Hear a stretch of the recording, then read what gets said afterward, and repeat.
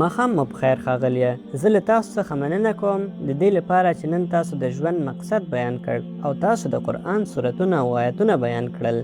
قرآن په 18 سورت 88 نمبر آیات کې وایي که ټول انسانان او پیریان سره یو ځای شي چې د قرآن په څیر یو څه جوړ کړي دوی یې نشي جوړولی. خو د تبري تاریخ شپږم ټوک 109 نمبر مخ ابن اسحاق کتاب الطبقات الکبیر لومړی ټوک لومړی او دویمه برخه 214 او 219 مخونه ابن اسحاق سیرت الرسول 155 نه تر 180 مخونه وایي چې محمد صلی الله علیه وسلم ته د شیطان لخوا الهام شوی و او د دریو خدای ګوټ کو لات عزا او منات په استازیتوب یې خبرې کړې وې.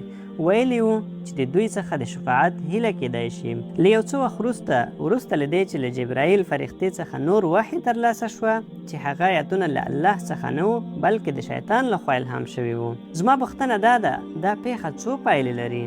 د قرآن ننګونې چې د 18 سورت 88 نمبر آیات په څیر صورت راوړي په حقیقت کې د محمد صلی الله علیه وسلم په خپل وخت کې د هغو شیطاني کلمو لخوا پوره شوې وه سمه ده، کومه چې په پایله کې دې نتیجې ته رسیږي چې د قرآن پاتې برخه هم له الله څخه ده. وروره نوم دې څه دی؟ زه دانیا یم. زه زده کوونکی یم. زه پر کتاب مطالعه کوم. ورور دانیا ډېره ښه پوښتنه کړې ده چې هغه د اسرا سورت 18 نمبر سورت 88 نمبر آیات نقل کړ چې وایي که ټول انسانان او پیریان سره یو ځای شي چې د قرآن په څیر یو څه تولید کړي دوی به ونه شي کړای چې دا کار وکړي. دا د 52 سورت په 14 نمبر آیات کې هم تکرار شوي یوازې ستاسو د مرستې لپاره او زه به تاسو ته نورې حوالې درکړم. خو هغه ویل د تبري او نورو په حواله چې د قرآن دا آیت له شیطان څخه و. ښایي تاسو غلط لوستی وي. دا یو تور و چې خلکو ویل د قرآن دا کلمې له شیطان څخه دي او سمدستي د واقعه سورت 55 سورت اویاوم څخه تر 80 نمبر آیاتونو وحی راغله چې وایي دا کتاب ښه ساتل شوی دی. څوک باید له طهارت پرته لاس ورنه وړي. یو کتاب چې د نړۍ د رب لخوا ښه ساتل شوی دی. دا آیات د دې لپاره راغلی چې ووایي چې هیڅ څوک به ونه شي کړای په لوح محفوظ کې په ښه ساتل شوي تخت کې قرآن ته لاس وروړي پرته له مطهرینو یعنی پاکې فرښتې دا په ګوته کوي چې شیطانان قرآن ته هیڅ ځای کې نږدې نشي کېدای. نو دا یو تور و چې د مکې مشرکانو پیغمبر صلی الله علیه وسلم لګولی و چې دا د شیطان کار دی. د دې په ځواب کې مختلف آیاتونه شته. قرآن په سورت النساء 4 سورت 82 نمبر آیات کې وایي آیا دوی په پاملرنې سره په قرآن کې فکر نه کوي که دا د الله پرته له بل چا څخه وای نو ډیر تضادونه به پکې وای. د دې ترڅنګ مهرباني وکړه اجازه راکړه ځواب ورکړم وروره. د دې ترڅنګ هغه څه چې تاسو یاد کړل الله یو ننګونه ورکوي که تاسو وایئ چې دا د شیطان څخه دی.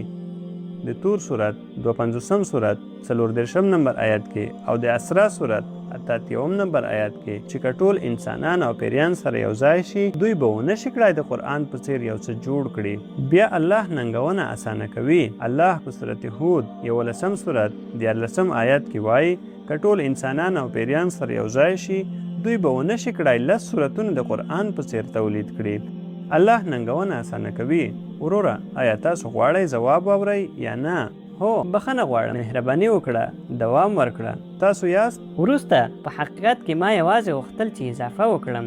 وروره دا د بحث وخت نه دی.